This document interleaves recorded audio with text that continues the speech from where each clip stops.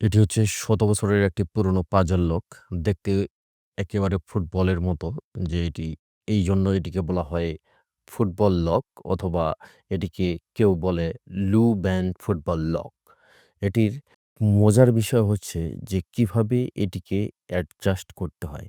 তো এটিকে দেখেন যে সবগুলোতেই একই রকমের খাঁজকাটা দেওয়া আছে, যেগুলো দিয়ে এটিকে একটি বলে পরিণত করা যায়।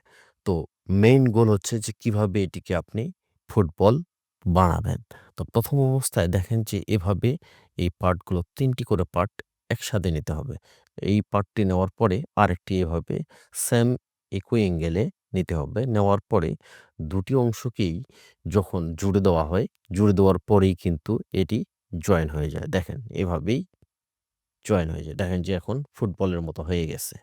ধন্যবাদ। এই ধরনের ভিডিও ভালো লেগে থাকলে please subscribe and follow me.